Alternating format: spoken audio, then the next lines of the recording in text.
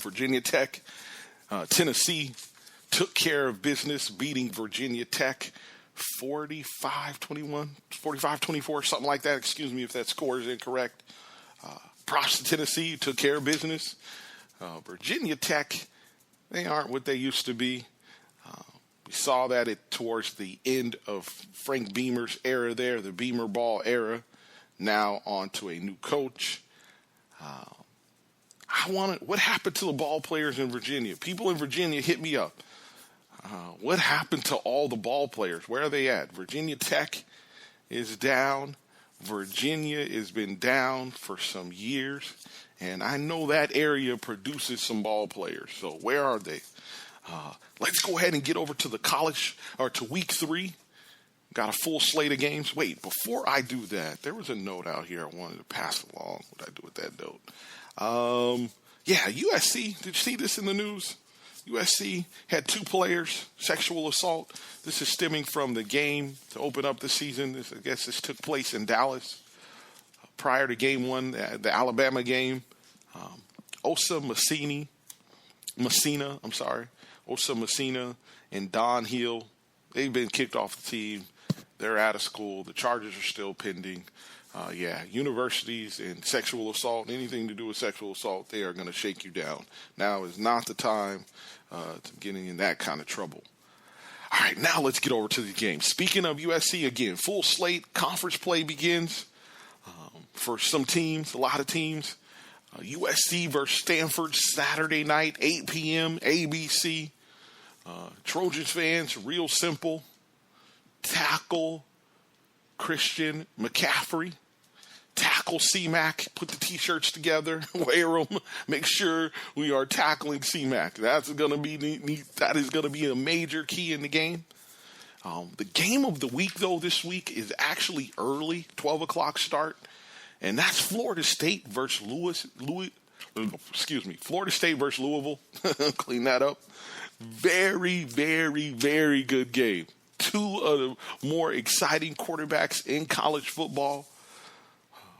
Lamar Jackson, DeAndre Francois. Lamar Jackson is with Coach Petrino in Louisville. I believe he has the number 1 ranked quarterback in the ACC. Then you got DeAndre Francois with Coach Jimbo Fisher at Florida State. I believe he's the number 2 ranked quarterback in the ACC right now as far as stats. Dual threats for sure. I am definitely looking forward to that game to get Saturday. What a great way to start Saturday. 12 o'clock game. Georgia Tech versus Vandy out on the flats. Georgia Tech, hey, handle business. Need that W. 3:30 game. Alabama, Ole Miss. Definitely going to be tuned into that. Hugh Freeze, can he get win number 3 in a row against Alabama? Give me Hugh Freeze and them in an upset. Give me them in an upset. I know Alabama is going to be ready, and if I'm wrong, hey, I won't be the first guy to pick against Alabama and be wrong. But give me Hugh Freeze and them in an upset. Small upset. Small upset. Then we get to the 7 p.m. window games. Got Georgia at Missouri. Georgia barely beat Nicholls State last week. Don't worry, nobody was watching.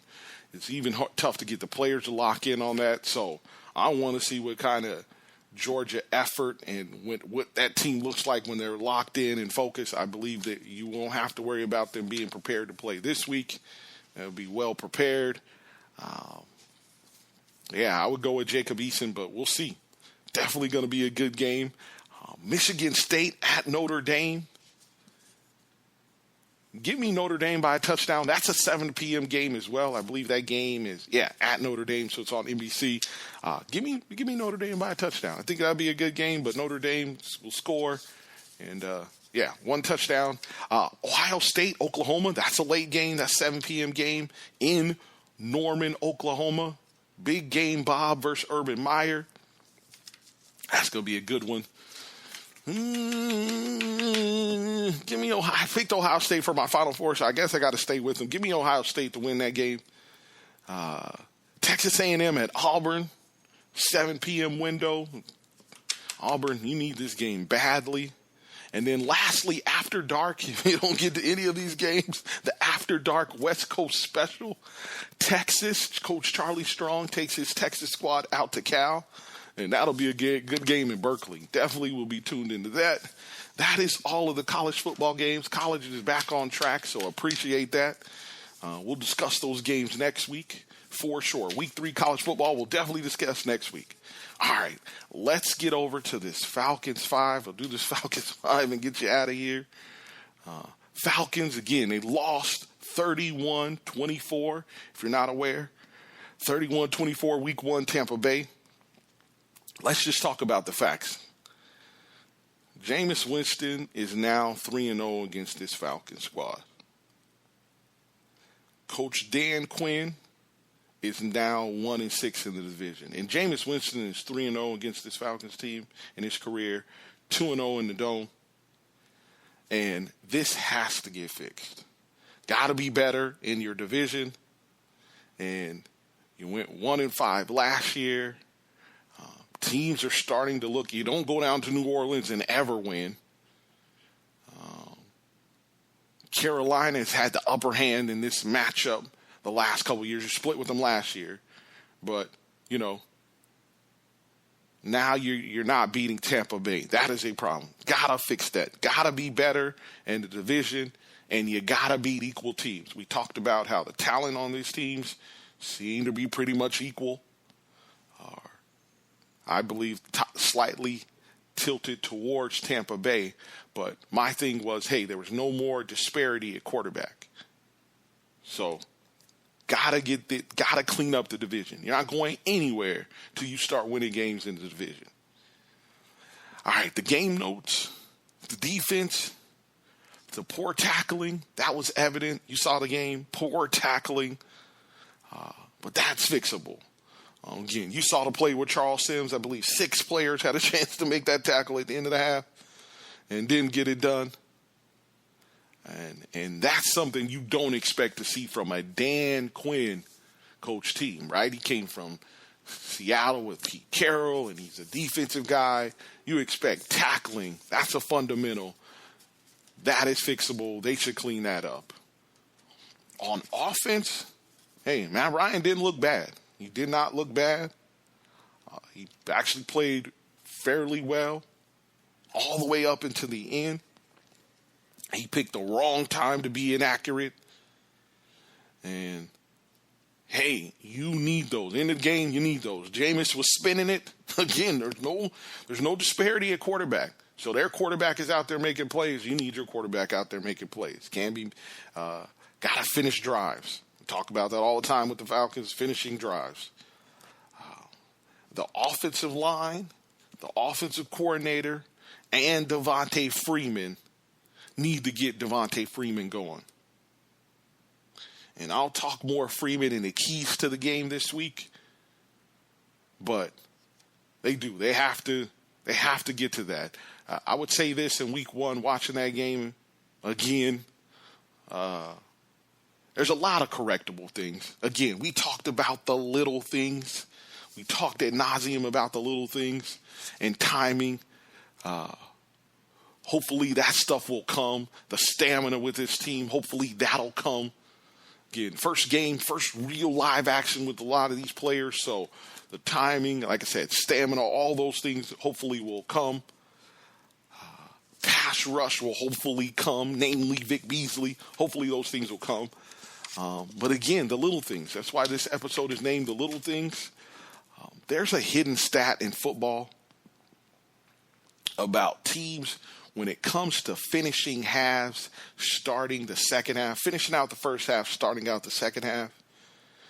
And when teams win the coin toss, they normally defer to the second half to take the ball to start the second half. And it's an old Madden rule, right? Anybody that's played video games, Madden, college football, take the ball at half because you may be able to get a score. Clock runs out on the other team. You score right before half, and it ends up turning into a thing where you score a touchdown, you get half, and then you score a touchdown again. That's a 14-point swing. Well, that's exactly what happened in this Falcons game. It was 13-10. Falcons kicked the field goal, go up 13-10 with 1:45 left to go in the half. Jameis leads them down the field. You saw the touchdown pass to Charles Sims with the mixed tackles. You get halftime. Then you come out and Jameis, 4 plays. I believe it was 75 yards. It was bang to Mike Evans, a run play, another bang to Mike Evans, and then a boom to Austin Savard Jenkins. Come out 24-13. Again, Falcons went from being 13-10 last time the offense really had the ball to being down 24-13. Falcons get the ball. They didn't do anything when on their first drive in the third quarter. Now they give the ball back to the Bucs. Jameis is rolling at this point. It's 24-13. He smells blood in the water. He smells the crab legs boiling. Yeah. And he went and got it. And he went and got another touchdown. Game was 31-13. Game over. Game over. So, yeah, these are the things. These are the little things that are the difference between you winning and losing. Week 2, let's go ahead and get over week 2. Keys to the game. If you think I'm going to give you any notes on how to beat my Raiders, you are bugging. Can't do that. Won't do that. But what I will say, Falcons, here's something for you. And I want you to think about this as you watch the game. What if I told you the opposing team's defense, their game plan against the Falcons offense, was to stuff 24, Devontae Freeman, focus on him and stuff 24, in particular in the running game. And, of course, keep eyes on Julio, know where 11 is at all times, and keep a safety or someone up top to keep him in the ballpark. You want to have Julio catching stuff underneath. And again, not allowing him to take the top off the defense. Not like Matt Ryan can take the top off the defense with him all the time, but keeping Julio in the ballpark. What if I told you that was the game plan and basically saying, hey, if we can stuff 24, keep Julio in the ballpark, we're going to force Matt Ryan and everybody else in that offense, all the other pieces, Matt Ryan, again, all the other pieces to beat you. What if I told you that? Keep that in mind when you watch the game, because I really believe that is the blueprint. That is the blueprint right now to beat the Atlanta Falcons. Coach Smith, he came in with that game plan. You could see that was his game plan. Hey, we are going to stuff 24. We're not going to let him get going at all. We're going to try to keep Julio in the ballpark, and they did that. And, yeah, that is going to be the recipe for beating the Falcons. Falcons on defense, hey, be better. Tackle better. Pass rush better. Pass defend better. That is all I got for you. I would normally give you a score. I would normally be pulling for the Falcons. Falcons fans, I usually ride with you every week, except this week. You are playing my Raiders. Sorry, all bets are off. But yeah, Falcons, you need this game, man. You don't want to go 0-2. Raiders, you need this game. We need this game bad. We want to take that next step. You went down to the bayou and got a good win. Got to come home and defend the field. One thing I will say, Falcons fans, be mindful of this. That field, again, the Raiders are the only team that plays in a stadium that still hosts baseball games. You know, the Oakland A's play there in the Coliseum and in the Bay there. So be mindful of that. Be mindful of the tracking, the kicking off dirt, running on dirt, running routes on the dirt, all those things. Be mindful of that. All right, let me get out of here. When we get back, last segment, got Year of the Cubs, got some random stuff, got the Muhammad Ali OG quote of the week from Dave Chappelle. You are listening to the Marcus Harper Podcast. I am your humble host, Marcus Harper. This is a DJ Dexterity special. You are listening to the Marcus Harper Podcast. I am your humble host, Marcus Harper. Life is good. Yeah, Dex. Yeah, let that go. If you want to pack your bags, go on ahead. Ain't no use in being friends if you can't hear what